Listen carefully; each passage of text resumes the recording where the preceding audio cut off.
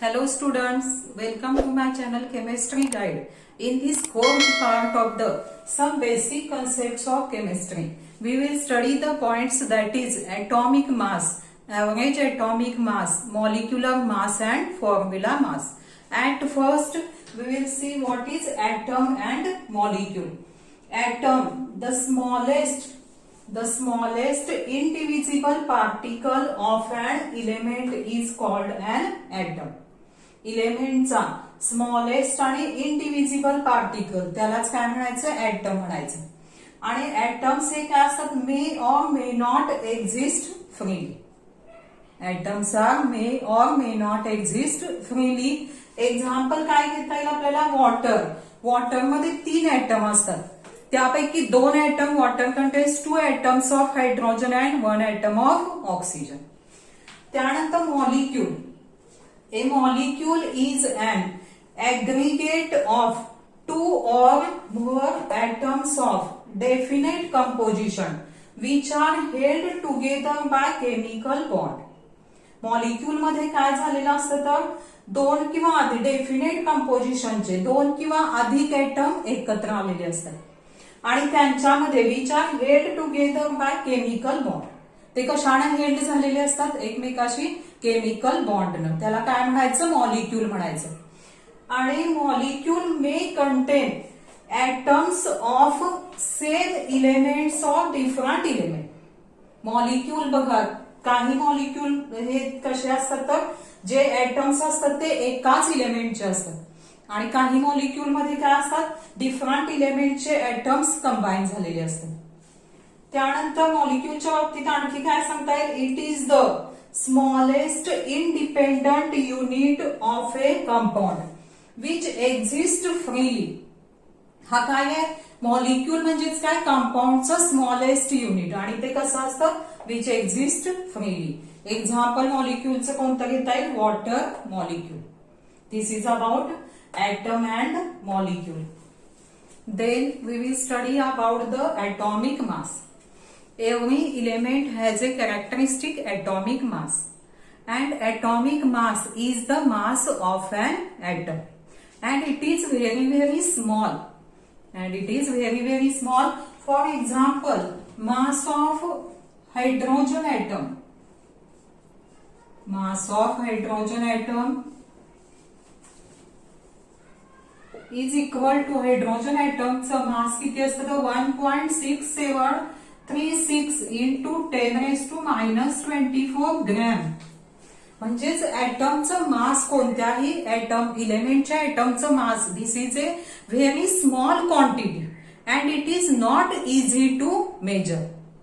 आता पण काय केलं जातं तर today we have sophisticated techniques. For example, mass spectrometry for determining the atomic masses fairly accurately. आता आपल्याकडे काय येतं मास स्पेक्ट्रोमेट्री सारख्या सोफिस्टिकेटेड टेक्निक्स उपलब्ध आहेत.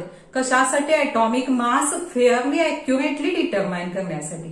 पण 19th century मध्ये in the 19th century scientists could determine. In 19th century, scientists could determine the mass of one atom relative to the mass of other atom. त्यावेळी 19th century मध्ये experiment करून scientist काय करायचे तर एका ऍटमचं मास standard म्हणून घ्यायचे आणि त्याच्या रिलेटिव्हली इतर ऍटमचं मास डिटरमाइन केलं जायचं. आता सगळ्यात पहिल्यांदा hydrogen atom was taken as a standard. At first, hydrogen atom was taken as a standard because it is lightest. Hydrogen atom कसा आहे lightest and it is very small and lightest आणि very small असल्यामुळं hydrogen ॲटमचं मास जे होतं it is assigned.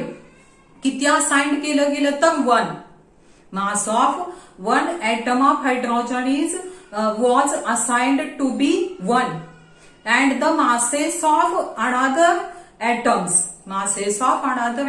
are determined relative to it. Hydrogen ऍटमचं mass किती घेतलं 1. किती घेतलं गेलं 1 आणि त्याच्याशी रिलेटिव्हली इतर ऍटमचं मास डिटरमाइन केलं गेलं. पण हायड्रोजन ऍटम हा काय आहे, गॅसियस स्टेटमध्ये आहे आणि इनफ्लेमेबल आहे, ज्वलनशील आहे. त्यामुळं मग काय केलं गेलं, in the present system mass of one atom is determined relative to the mass of one atom of C12, which is taken as standard, and this is agreed upon in 1961. Present system मध्ये काय केलं गेलं तर in the present system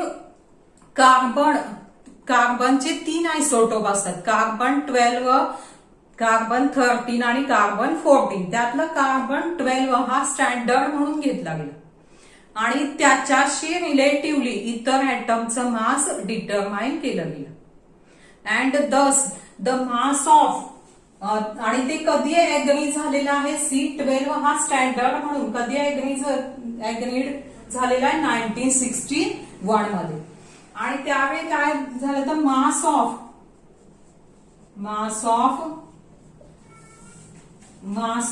one C12 atom is assigned to be exactly equal to 12 AMU. बघा त्यावेळी एका C12 ऍटमचं mass किती assign केलं गेलं, 12 AMU. AMU that is atomic mass unit.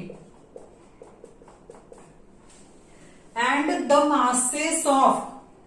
masses of all other atoms of other elements are determined relative to the mass of one C12 atom. मग इतर जे atoms आहेत, बाकीचे जे इलेमेंटचे ऍटम्स आहेत, त्यांचं मास C12 ऍटमशी रिलेटिव्हली डिटरमाइन केलं गेलं. आता ऍटॉमिक मासेस जे आहेत ते कशामध्ये एक्सप्रेस केले जातात, atomic masses are expressed in AMU. Atomic mass is expressed in AMU, that is AMU लाच काय म्हणायचं, ऍटॉमिक मास युनिट. आता 1 AMU म्हणजे किती बघा, 1 AMU is equal to mass of 1 C12 atom किती आहे, 12 AMU. तर 1 AMU म्हणजे किती होणार, 1/12 into mass of 1 C12 atom. म्हणजेच 1 AMU ची डेफिनेशन काय येणार तर, thus the 1 AMU is defined as it is a mass exactly equal to 1/12 mass of 1 C12 atom. 1/12 mass of 1 C12 atom. This is the definition of 1 AMU. 1 AMU is defined as it is mass exactly equal to the 1/12 mass of 1 C12 atom. आणि 1 AMU जर gram मध्ये calculate करायचं असेल, आता gram मध्ये मास of 1 C12 atom किती value असते तर 1.992648 इंटू 10⁻⁻23 ग्रॅम. आणि याला 12 न डिव्हाइड केल्यावर किती होणार, 1.66056 into 10⁻⁻24 gram. This is the, अशा पद्धतीनं 1 AMU म्हणजेच किती, 1.66056 into 10⁻⁻24 gram. And recently this AMU, this unit is replaced by U. This unit is replaced by U, that is unified mass unit. Unified mass unit. This is about the atomic mass. Then we will solve the some problems based on atomic mass. बघा problem काय दिलेला आहे तर mass of an atom. Mass of an atom of oxygen. Oxygen in gram is 26.56896 into 10 raised to minus 24 gram. What is the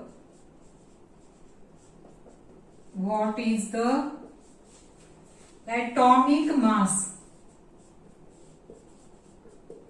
What is the atomic mass of oxygen? Atomic mass of oxygen in U. In U, that is atomic mass unit. आता यामध्ये काय दिलेलं आहे आपल्याला बघा, given काय आहे, mass of an atom of oxygen. Atom of oxygen in gram मध्ये दिलेलं आहे व्हॅल्यू. किती दिले value? 26.56896 into 10 raised to minus 24 gram. आणि आपल्याला काय करायचं आहे, ॲटॉमिक मास ऑक्सिजनचं यू मध्ये कॅल्क्युलेट करायचं आहे. आता आपल्याला कन्व्हर्शन माहितीये. काय कन्व्हर्शन आपल्याला माहितीये? 1U. 1U म्हणजेच काय होणार? 1U is equal to 1.66056 into 10 raised to minus 24 gram. म्हणजेच आपल्याला काय लिहिता येईल? 1.66. काय लिहिता येईल आपल्याला? 1.66056 into 10 raised to minus 24 gram is equal to काय म्हणायचं? 1U. 1 AMU म्हणजेच 1U. तर आपल्याला काय करायचंय? एवढे ग्रॅम असतील तर किती U? therefore 26.56896 into 10 raised to minus 24 gram is equal to त्याचं कन्व्हर्शन यू मध्ये किती होतं हे काढायचंय. आणि यासाठी आपण काय करतो? युनिटरी मेथड वापरतो. युनिटरी मेथडनं काय करायचं? 26.56896 into 10 raised to minus 24 into 1 divided by काय होणार त्याला?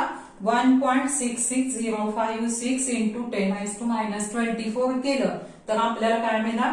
एवढ्या ग्रॅमचं कन्व्हर्शन यू मध्ये मिळणार.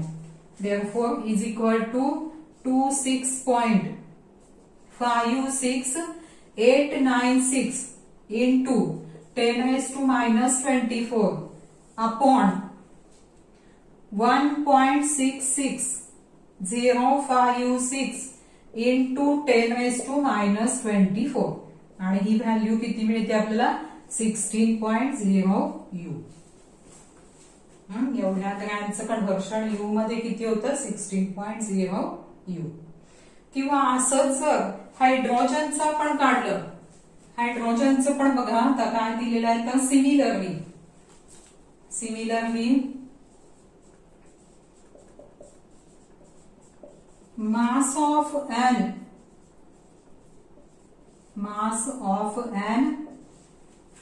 atom of hydrogen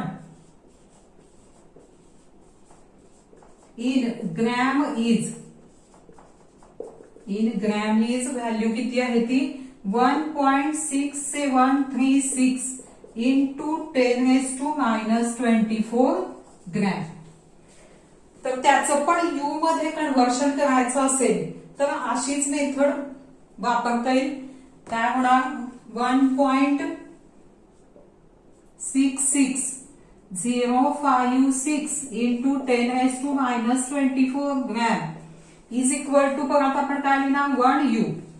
तर एवढे ग्रॅम म्हणजे किती यू मध्ये कन्व्हर्ट होते म्हणजेच काय ना 1.6736 into 10 raised to minus 24 gram is equal to how many U. तर काय करणार आपण is equal to 1.6736 into 10 raised to minus 24 upon 1.66056 into 10 raised to minus 24.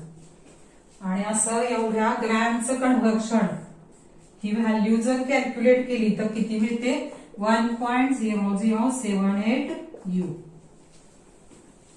These are the problems based on atomic mass. Then we will see about the average atomic mass. आता average atomic mass का काढलं जातं तर because many naturally occurring elements exist as mixture of more than one isotope. जे naturally occurring element असतात त्यांचे काय आहेत एकापेक्षा अधिक आयसोटोप आहेत म्हणून त्यांचं काय काढलं जातं एव्हरेज ॲटॉमिक मास डिटरमाइन केलं जातं.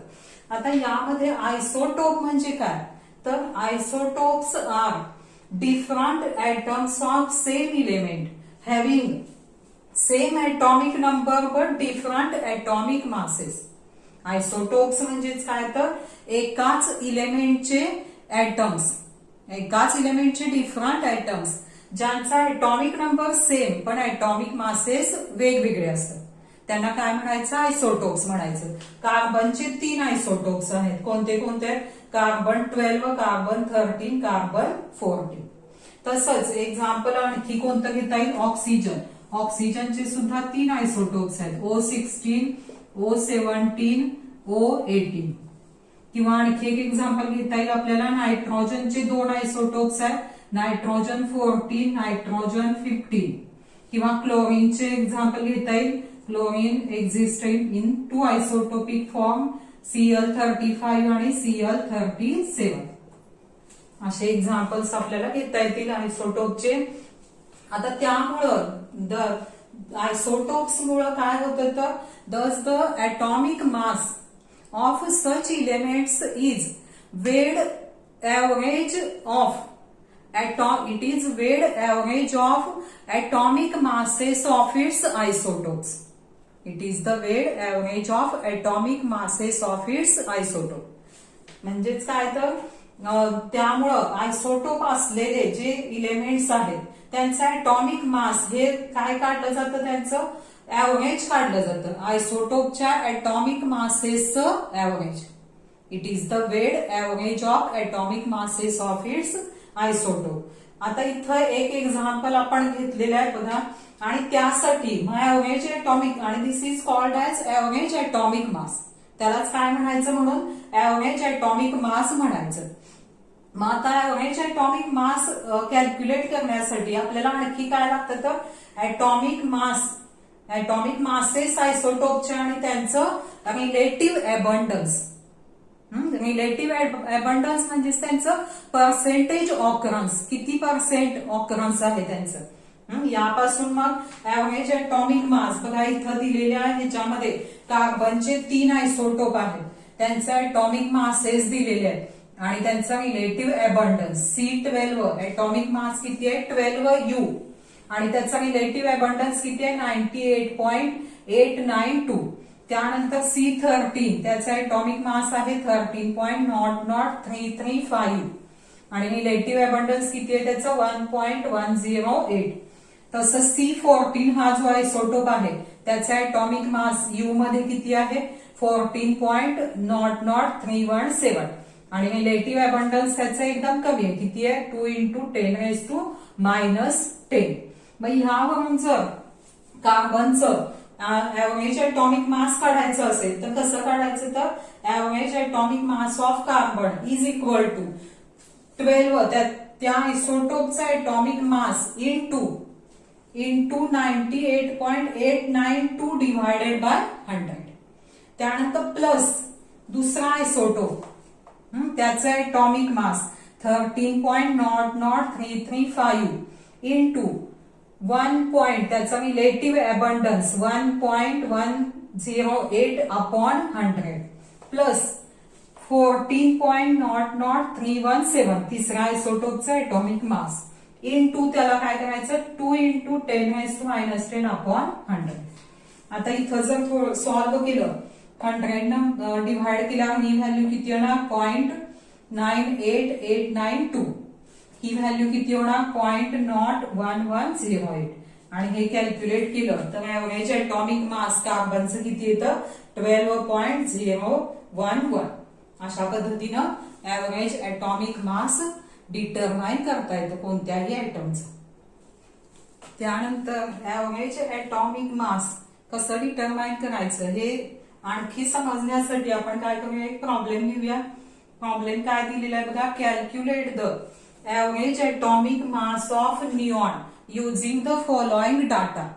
काय दिलेलं आहे तर आयसोटोप निऑनचे 3 आयसोटोप त्यांचे एटॉमिक मासेस आणि नॅचरल अबंडन्स दिलेले आहे.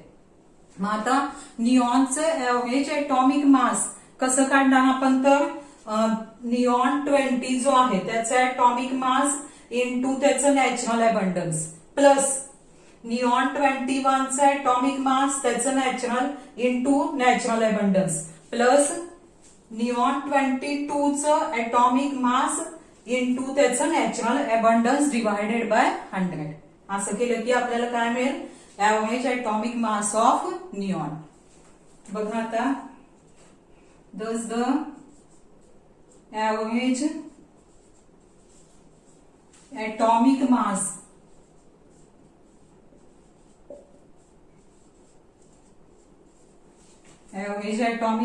of neon is equal to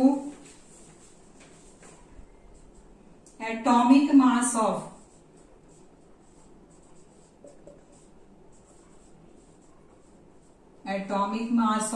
neon 20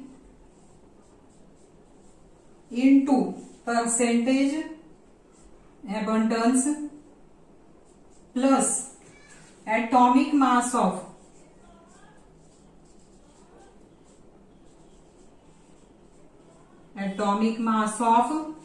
neon 21 into percentage plus atomic mass of neon 22 into percentage upon 100.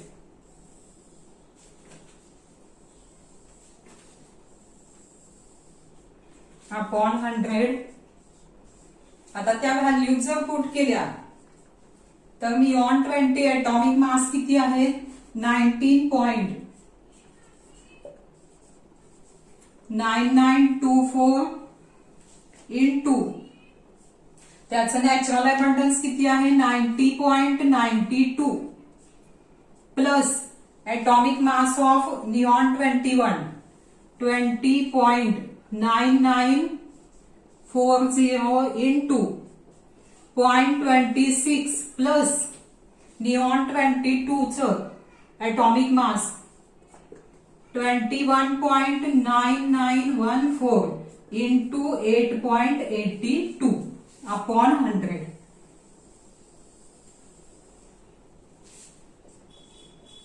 आणि हे कॅल्क्युलेट केलं तर निऑनचं ऍव्हरेज एटॉमिक मास किती मिळतंय 20.1707 1707 U. अशा पद्धतीने आपण काय डिटरमाइन करू शकतो आयसोटोपच्या एटॉमिक मासेस वरून आणि नॅचरल अबंडन्स वरून ऍव्हरेज एटॉमिक मास डिटरमाइन करता येतं. Then we will study about the molecular mass. Molecular mass म्हणजे काय तर molecular mass of a substance is the mass of one molecule of that substance relative to the mass of one carbon 12 atom. एका carbon 12 ऍटमचं जे मास असतं त्याच्या relatively सबस्टन्सच्या मॉलिक्युलचं जे मास मिळतं त्यालाच काय म्हणायचं, त्या सबस्टन्सचं मॉलिक्युलर मास. किंवा मॉलिक्युलर मास म्हणजे काय, molecular mass of a substance is the sum of the average atomic masses of the atoms of an element which constitute the molecule. एखाद्या मॉलिक्युलचं मॉलिक्युलर मास म्हणजे काय, तर तो मॉलिक्युल ज्या इलेमेंटच्या ऍटम पासून तयार झालेला आहे त्या सगळ्या ऍटमच्या ऍटॉमिक एव्हरेज ऍटॉमिक मासेसची सम, त्याला सुद्धा काय म्हणायचं, मॉलिक्युलर मास म्हणायचं. आता हे मॉलिक्युलर मास कसं कॅल्क्युलेट करता येतं, तर molecular mass is obtained by multiplying average atomic mass of each element. Multiplying average atomic mass of each element by its number of atoms and adding them together.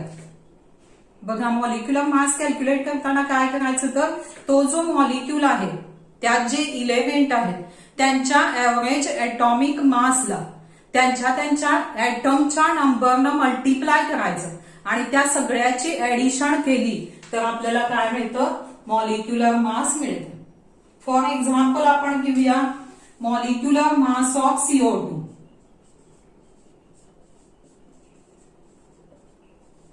Molecular mass of CO2. आता हे यामध्ये कसं calculate करता येईल, तर सीचा ऍटमचा number किती आहे, 1. ऑक्सिजनचा किती आहे, 2. मग सी या इलेमेंटचं जे एव्हरेज ऍटॉमिक मास आहे त्याला कितीनं मल्टिप्लाय करायचं, 1 ला. ऑक्सिजनचं जे एव्हरेज ऍटॉमिक मास आहे त्याला कितीनं मल्टिप्लाय करायचं, 2 न. आणि त्याची ऍडिशन केली की आपल्याला काय मिळतं, CO2चं मॉलिक्युलर मास मिळणार. म्हणजे लिहिताना कसं लिहिता येईल आपल्याला, 1 into average atomic mass,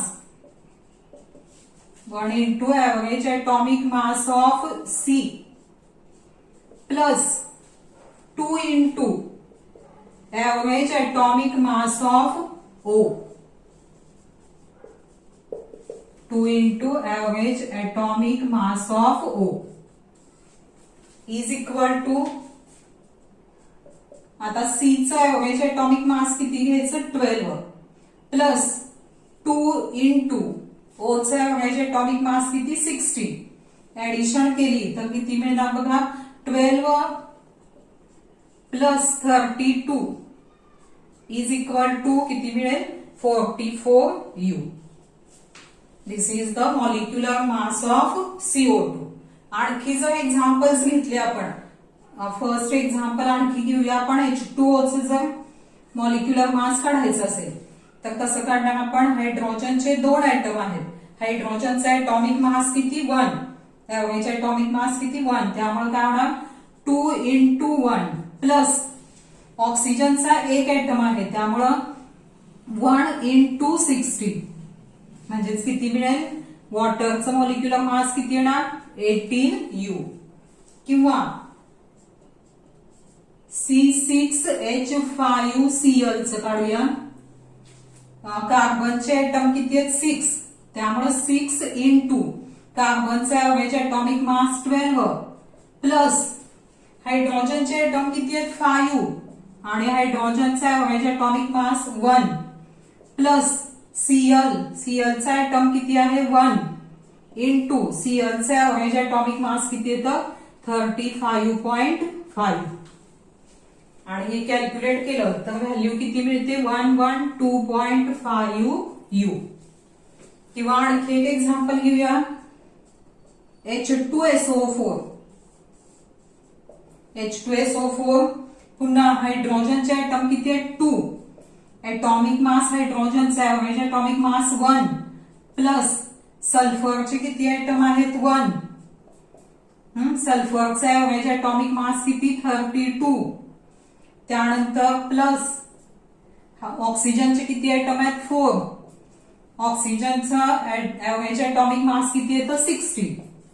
आणि हे कॅल्क्युलेट केलं तर व्हॅल्यू किती मिळते, 98U. तर मॉलिक्युलर मास ऑफ H2SO4 किती मिळालं, 98U. अशा पद्धतीनं average atomic mass is obtained by average atomic mass is obtained by multiplying average atomic mass of each element by its number and adding them together. This is about the molecular mass. Then we will see the problem based on molecular mass. बघा या problem मध्ये काय दिलेलं आहे तर find the mass of one molecule of oxygen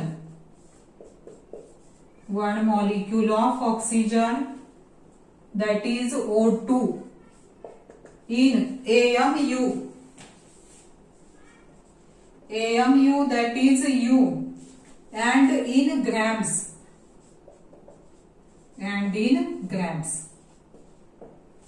बघा आता या न्यूमरिकल मध्ये काय करायचंय तर O2 चा एक मॉलिक्यूल त्याचं मास जे आहे ते U मध्ये आणि ग्रॅम मध्ये डिटरमाइन करायचंय.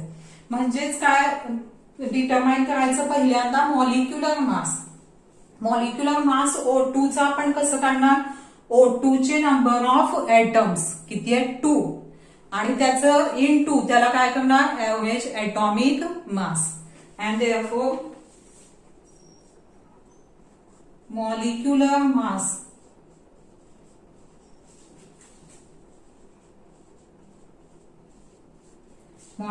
mass of O2 is equal to number of atoms 2 आणि average atomic mass 16. म्हणजेच याचं मॉलिक्युलर मास किती मिळणार 32 आणि हे कोणत्या युनिट मध्ये मिळालं U मध्ये. म्हणजेच काय म्हणणार आपण देयरफॉर मास ऑफ म्हणजेच हे मॉलिक्युलर मास म्हणजेच काय मिळालं आपल्याला मास of one molecule of O2 किती आलं 32U आणि याचं पुन्हा कशामध्ये कन्व्हर्शन करायचं आहे ग्रॅम मध्ये आणि आपल्याला माहितीये 1U म्हणजेच किती ग्रॅम 1.660526 into 10⁻⁻24 ग्रॅम. तेवढ्यानं मल्टिप्लाय केलं 32 ला की आपल्याला कशामध्ये मिळेल ऑक्सिजनचं एका मॉलिक्यूलचं मास ग्रॅम मध्ये मिळेल. म्हणून काय लिहिता येईल आपल्याला therefore mass of one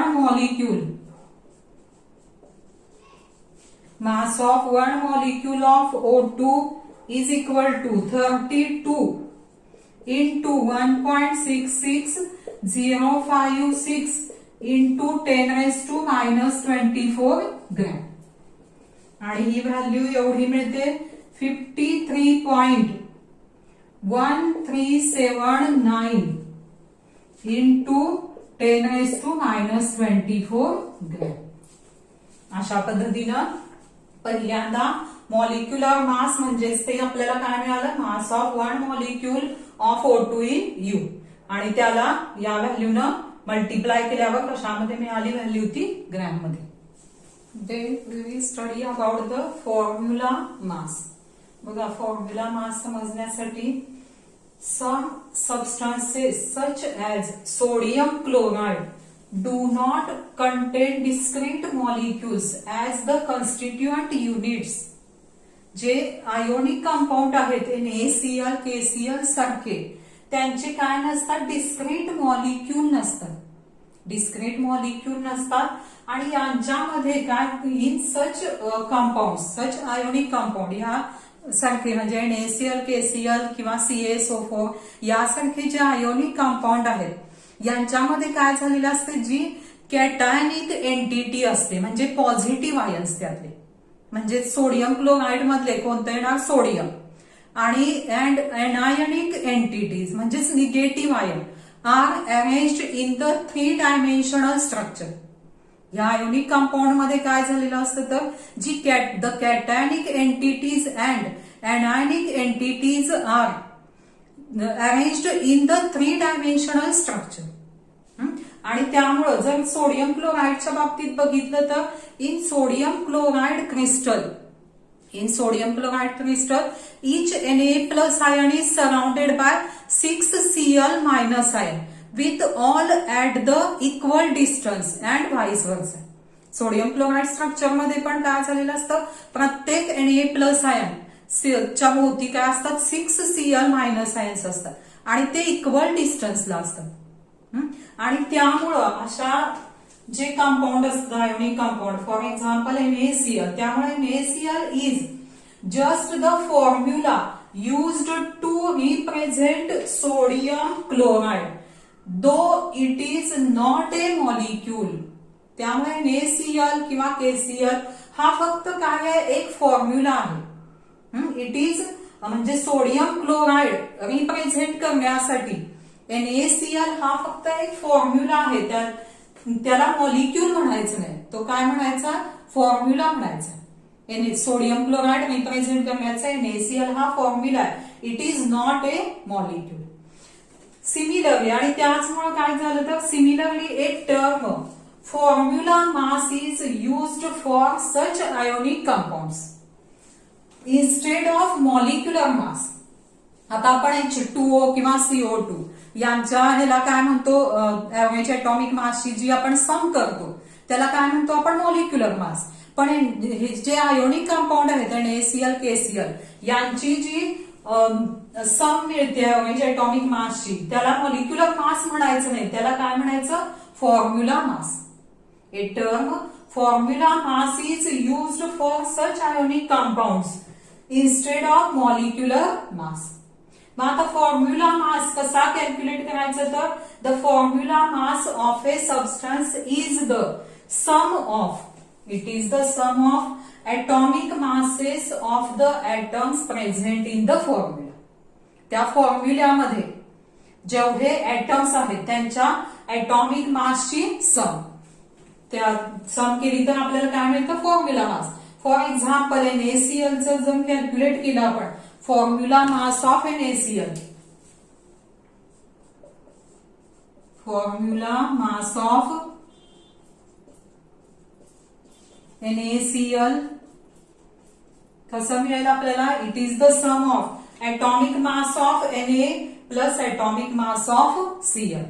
Average atomic mass of Na plus average atomic mass of Cl. Therefore, it is equal to average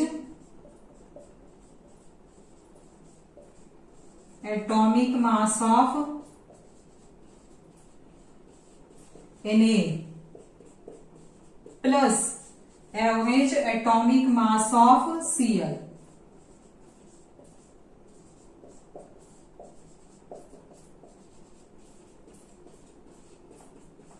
आणि Naचे एव्हरेज एटॉमिक मास किती आहे, 23, आणि Cl चे एव्हरेज एटॉमिक मास किती आहे, 35.5. त्यामुळे फॉर्म्युला मास NaCl चा किती मिळेल, 58.5 U. 58.5 U. अशा पद्धतीनं formula mass of a substance is the sum of atomic masses of the atoms present in the formula. This is about the formula mass. त्यानंतर आपण आणखी एक एक्झाम्पल घेऊया फॉर्म्युला मास डिटरमाइन करण्याचं. Formula mass of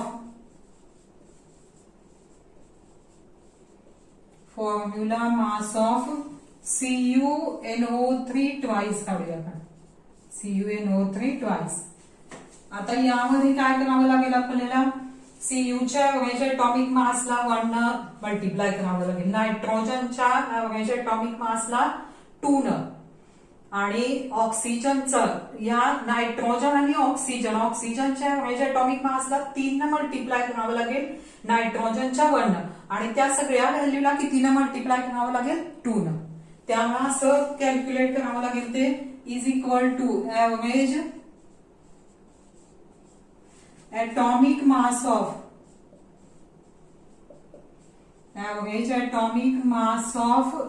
Cu plus NO3 चे किती ions आहेत, 2. त्यामुळे 2 इंटू काय होणार, एव्हरेज एटॉमिक मास ऑफ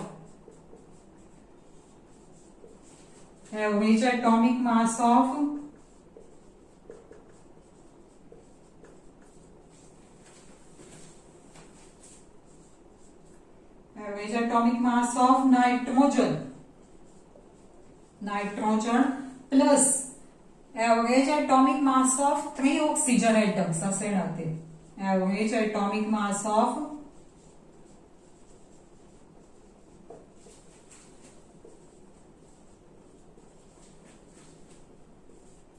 किंवा 3 into average atomic mass of oxygen असं लिहिलं तरी चालतंय. of 3 oxygen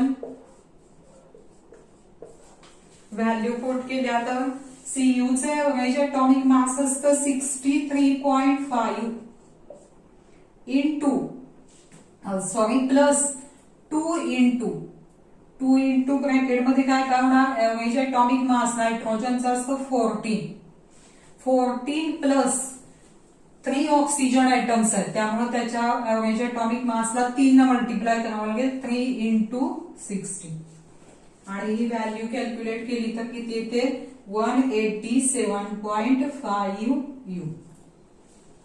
This is the formula mass of CuNO3 twice. त्यानंतर आपण फॉर्म्युला मास वरचा आणखी एक एक्झाम्पल सॉल्व्ह करूया. बघा काय दिलेला आहे प्रॉब्लेम तर find the formula mass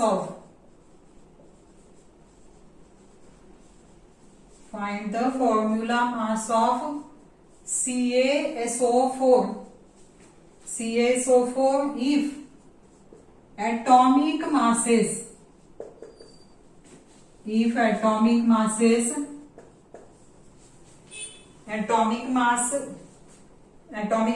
बघा कशाचे दिलेले आहेत atomic mass of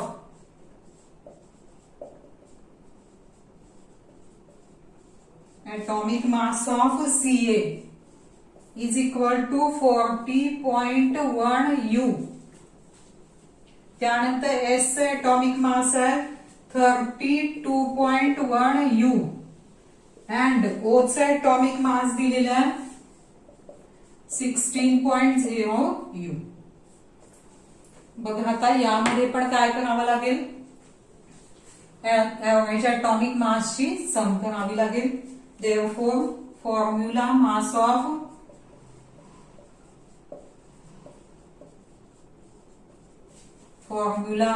of CaSO4 is equal to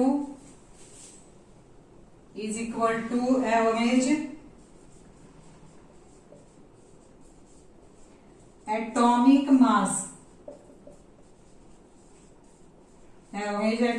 mass of Ca plus average atomic mass of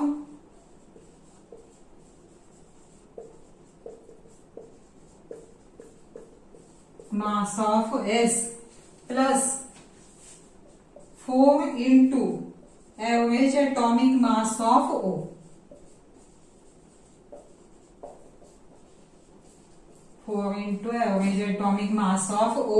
value जर पुट केल्या बघा 40.1 प्लस S किती आहे 32.1 प्लस 4 into 16